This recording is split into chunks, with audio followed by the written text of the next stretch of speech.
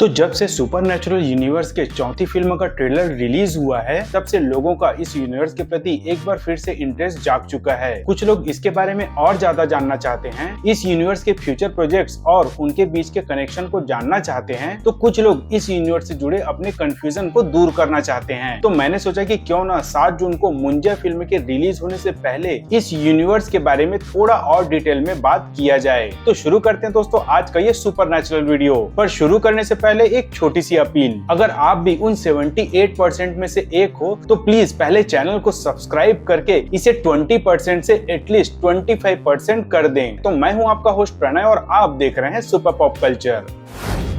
वैसे supernatural universe, जिसका पहला नाम हॉरर कॉमेडी यूनिवर्स था, भले ही ऑफिशियली स्त्री के साथ रिलीज हुई थी, पर मैडॉक फिल्म्स एक्चुअली इसकी शुरुआत 2011 में आई गो गोआ गॉन से ही करने वाली थी। पर उस वक्त मेकर्स के पास इस यूनिवर्स का पूरा ब्लूप्रिंट रेडी नहीं था, इसीलिए उस टाइम ऐसा कुछ भी अनाउंसमेंट नहीं किया गया। हालांकि स्त्री को जब बनाया गया तब मैडॉक फिल्म्स ने इस यूनिवर्स का प्लान तो बना लिया था, पर इसके बावजूद भी वो इसका अनाउंसमेंट करने से बच रहे थे, क्योंकि उनके दिमाग में यही रहा होगा कि अगर ये फिल्म फ्लॉप हो गई या ये आइडिया काम नहीं किया तो इस यूनिवर्स का प्लान यही ड्रॉप करके बाकी फिल्मों को एज ए सोलो फिल्म ही रिलीज करेंगे। पर स्त्री ने बॉक्स ऑफिस में ऐसा धमाका मचाया कि मेकर्स ने बिना देरी किए इस यूनिवर्स का ऑफिशियली अनाउंसमेंट कर दिया। हाँ, ये अलग बात है कि उस वक्त इस यूनिवर्स के ऑफिशियल नाम पे थोड़े कंफ्यूज थे, जिसके कारण ही इसका पहला नाम हॉरर कॉमेडी सिनेमैटिक यूनिवर्स रखा गया, जिसे बाद में बदलकर सुपरनैचुरल यूनिवर्स कर दिया गया। वैसे इस नाम चेंज करने के पीछे कारण ये भी बताया जाता है कि हॉरर कॉमेडी यूनिवर्स केवल भूत प्रेत और चुड़ैल के टॉपिक तक ही रिस्ट्रिक्टेड रहता,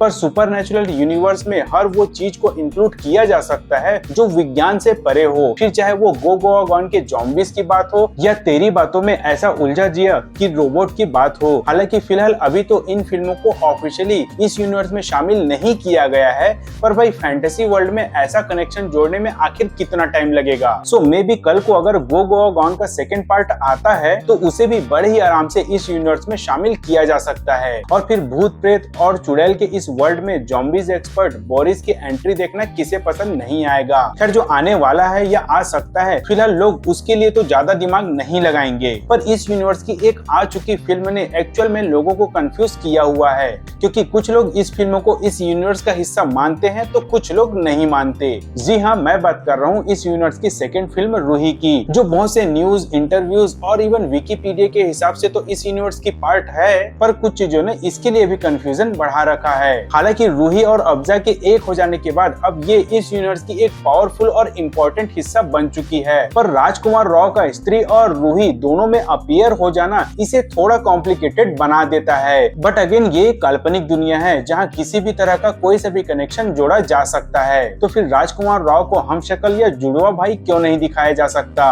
वैसे इसके अलावा रूही तेरी बातों में ऐसा उलझा जिया में कैमियो देकर थोड़ा कंफ्यूजन और बढ़ा दिया है, क्योंकि इस सीन के डायलॉग को ध्यान से सुने तो वो रूही के ही नेचर को शो करता है। इवन इसका बैकग्राउंड म्यूजिक भी रूही की तरह ही है। एक्चुअली रूही का ऐसा कैमियो देकर इस यूनिवर्स के मेकर ने एक ऑप्शन ओपन रख दिया है कि जरूरत पड़ने पर कोई भी कैरेक्टर किसी भी फिल्म के लिए अवेलेबल हो जाए। वैसे जब सबकी बात हो ही रही है तो सित्रा की भी बात क्यों ना हो, जो इस यूनिवर्स का हिस्सा तो नहीं है, पर इसे हिस्सा बनाने के लिए मेकर्स को ज्यादा मशक्कत करने की जरूरत नहीं पड़ेगी। पर भाई ये फिल्म हिस्सा ना ही बने तो अच्छी बात है, वो इसलिए नहीं क्योंकि कैरेक्टर बेकार है, भाई वो तो काफी अच्छी है, बट द प्रॉब्लम इज इसका टाइटल नेम। भाई बोलते बोलते ही आदमी बोर हो जाता है, एक तो इसका नाम लंबा, उसके बाद उसमें पार्ट 2 और पार्ट 3 जोड़ते रहो। खैर फिलहाल तो मेकर्स भी अभी इतने बड़े बड़े एक्सपेरिमेंट करने के मूड में नहीं है, क्योंकि ऑलरेडी उनके बकेट में मुंजिया, स्त्री 2, भेड़िया 2 और वैम्पायर ऑफ विजयनगर है, जिसमें मुंजिया इसी मंथ 7 तारीख को ही रिलीज होने के लिए रेडी है, और ऐसा बताया जा रहा है कि ये स्त्री 2 का ही प्रीक्वेल है। हालांकि सिंस ये एक लीक न्यूज है तो फिलहाल इसके ऊपर भरोसा नहीं किया जा सकता। वैसे अगर ऐसा कुछ होगा भी तो हमें कुछ दिनों में ही पता चल जाएगा जब ये फिल्म रिलीज होगी। वैसे मुंजिया और स्त्री का कनेक्शन तो अभी भी क्लियर नहीं है, पर ये क्लियर हो चुका है कि वरुण धवन मींस भेड़िया स्त्री 2 में जरूर आएगा, जो कंफर्म तो वैसे भेड़िया में श्रद्धा कपूर के आ जाने से हो चुका है। वैसे स्त्री 2 में भले ही भेड़िया का कैमियो है, बट भेड़िया का ही नेक्स्ट फिल्म भेड़िया 2 ने थोड़ा सा कंफ्यूजन क्रिएट क्रिएट कर दिया है कि वो इस यूनिवर्स का हिस्सा होगा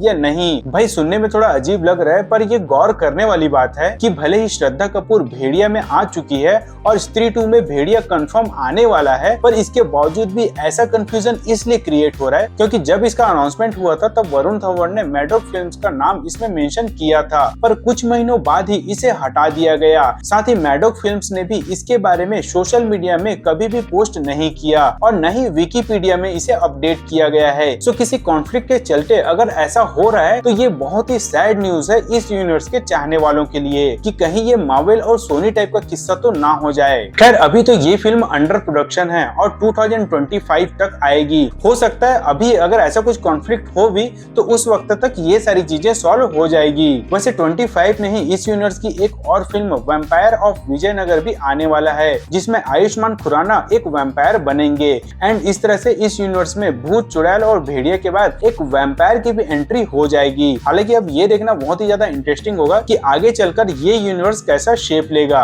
क्या ये कभी सारे एक साथ असेंबल्ड हो पाएंगे या ये बस ऐसे ही कैमियो खेलते रहेंगे, क्योंकि मेकर्स की तरफ से अब तक इसका कोई रोड मैप नहीं आया है जिसके कारण फैंस भी थोड़े कंफ्यूज हैं। वैसे मैं अगर पर्सनली बोलूं तो अननेसेसरी सबको असेंबल्ड करने की जरूरत भी नहीं है। अभी जैसे ये यूनिवर्स एंटरटेन कर रहा है वैसा ही करते रहे तो सही रहेगा। वैसे आपका क्या कहना है इस यूनिवर्स के बारे में, हमें कमेंट बॉक्स पर अपने जवाब जरूर दें। तो मिलते हैं दोस्तों जल्द ही अगले वीडियो में, तब तक के लिए tata bye bye and take care.